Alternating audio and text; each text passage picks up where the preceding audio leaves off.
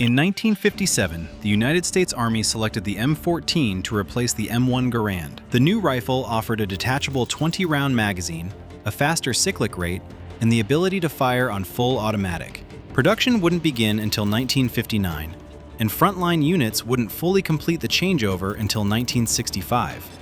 But the verdict had been rendered. The Garand was done. On paper, the M14 was a clear upgrade. The men who had carried the Garand through 2 wars said almost nothing publicly. They didn't argue with the brass. They didn't file complaints through official channels. They just watched. And then, over the next decade, the thing they had quietly predicted happened. The M14 stumbled badly in Vietnam. Too long, too heavy, uncontrollable on full auto and jungle terrain. It was replaced in turn by the M16, which arrived with its own catastrophic early failures. By the mid-1960s, American infantrymen were dying in the Ia Drang Valley while fighting to unjam a rifle that the Army had assured them was modern and superior. The men who had carried Garands didn't say, "We told you so," but the Army's own internal investigations said it for them. The M1 Garand was never fully gone. It stayed in National Guard armories. It was issued to Allied armies that American advisors trained. It remained in competitive shooting, in drill teams, in ROTC units, in the hands of the generation that had trusted it through the worst fighting of the 20th century. When the shooting went wrong with the rifles that replaced it, people started asking questions about what had been given up and why. This is the story the other Garand videos don't tell. Not why it was great. Not why the enemy feared it, but why American riflemen, the men who had actually carried it under fire, never fully accepted that it was gone.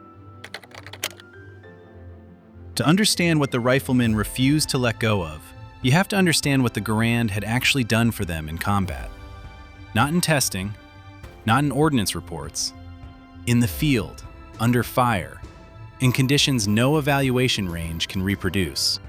In the Pacific, American Marines and soldiers fought through island chains where Japanese defenders were dug into coral and jungle fortifications, fighting to the last man under a doctrine that explicitly rejected surrender. Banzai charges, mass infantry assaults conducted at close range, designed to overwhelm through sheer human weight, were a documented feature of that theater. What stopped them was volume of fire. The Garand gave individual American riflemen the ability to put rounds downrange continuously, without the manual bolt cycle that would have cost critical fractions of a second when men were closing the distance at a run. Veterans of those engagements didn't describe the Garand in abstract mechanical terms. They described it in terms of what it let them do when nothing else mattered. You could keep firing. You didn't have to take your hand off the grip to work the bolt. You didn't have to break your sight picture. You could put the next round exactly where the last one had gone, immediately, as many times as the clip held. In Europe, the firepower equation played out differently, but with the same result. German infantry doctrine was built around the machine gun as the squad's primary firepower element. The MG-42, which fired over 1,000 rounds per minute and created suppression that bolt-action riflemen were meant to exploit. Against an enemy whose individual riflemen could answer round for round, that doctrine cracked. American rifle fire was so continuous that German soldiers in post-war interviews described it as machine gun fire. It wasn't. It was trained men with M1 Garands pulling triggers as fast as they could aim. Korea confirmed everything. Chinese and North Korean forces launched mass night assaults in temperatures that froze lubricants solid and turned precision actions into blocks of metal. The Garand kept cycling. Veterans of the Chosin Reservoir described the rifle functioning in conditions that killed lesser weapons. When Chinese infantry swarmed positions in the darkness, the ability to keep firing without fumbling a bolt in frozen hands was not a technical advantage. It was survival. By 1953, the men who had carried the Garand had taken it through 3 of the hardest combat environments of the 20th century and come out the other side with a simple conclusion. The rifle worked.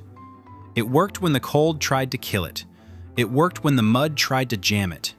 It worked when men were exhausted and scared and firing in the dark. That was not a fact easily surrendered to an Ordnance Board decision. The M14 was a better rifle on paper. That phrase, on paper, became the epitaph for what happened next. The M14 shared the Garand's basic operating system, its rotating bolt, and its gas-operated action. It fed from a 20-round detachable magazine instead of an 8-round en-bloc clip. It could fire on full automatic. It was chambered in 7.62 by 51 mm NATO, which was ballistically similar to the .30-06 the Garand had fired for 2 decades. It was longer and heavier than it needed to be for the jungle environment that Vietnam would demand. The Army adopted it in 1957 and immediately began encountering problems that the testing program had not surfaced at the scale combat produced.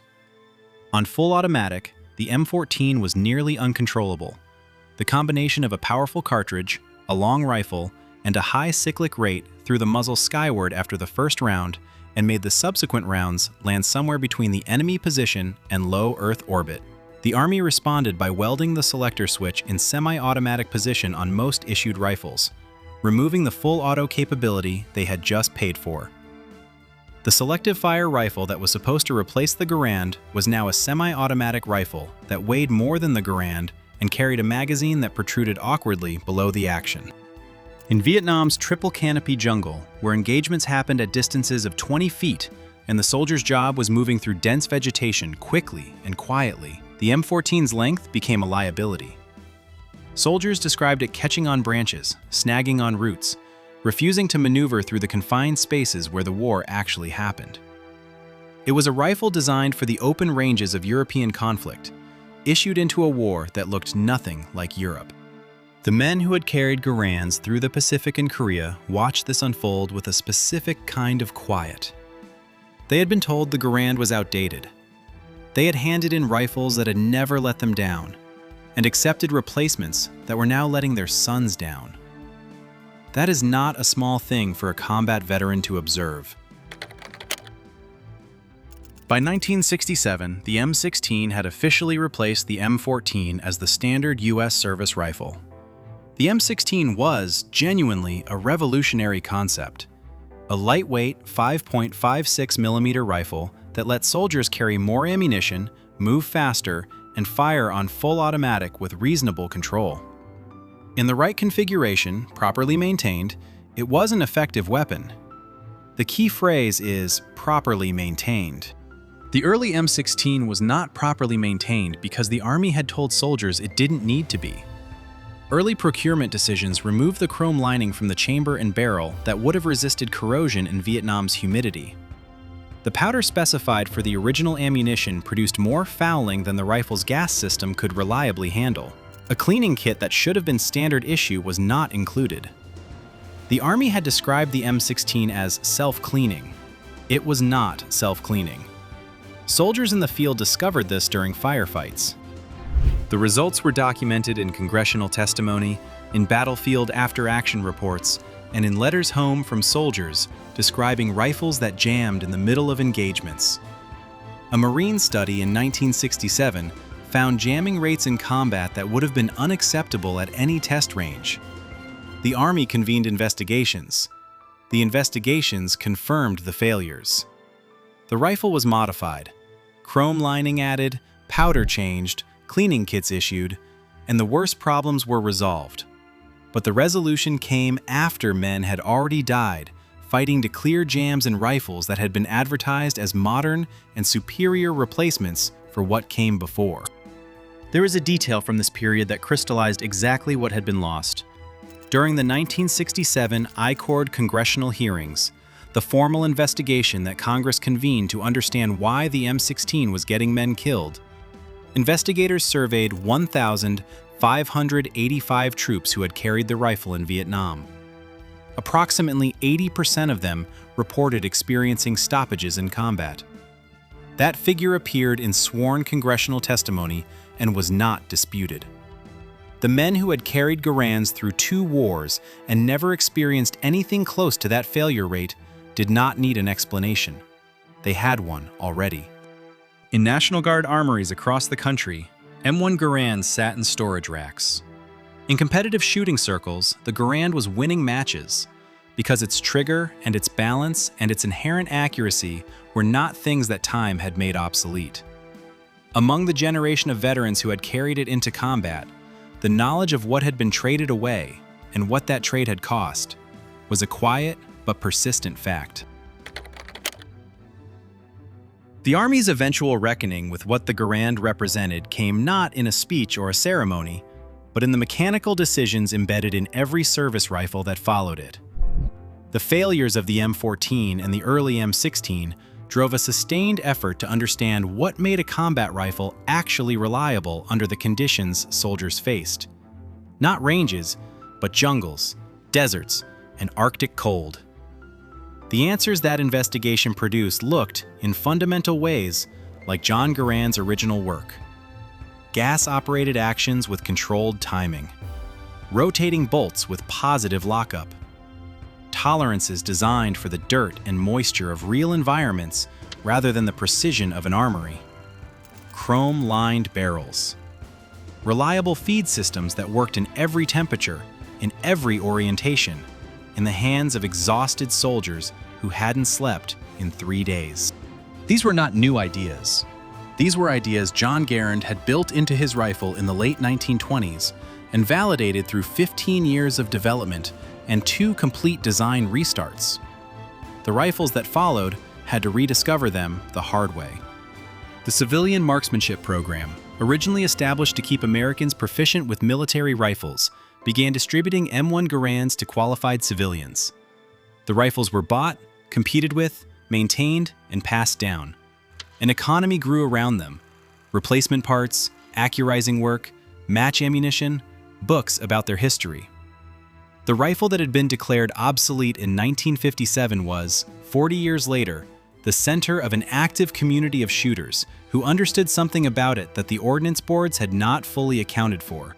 In competitive shooting, the Garand's record was unambiguous. At Camp Perry, the national championship matches, the M1 remained competitive against rifles designed decades after it. Its trigger, its sight radius, and the inherent accuracy of the .30-06 cartridge at distance meant that a skilled shooter with a Garand could hold his own against equipment that cost 3 times as much and had been engineered with the benefit of everything learned since 1936. And in ceremony, the rifle never left.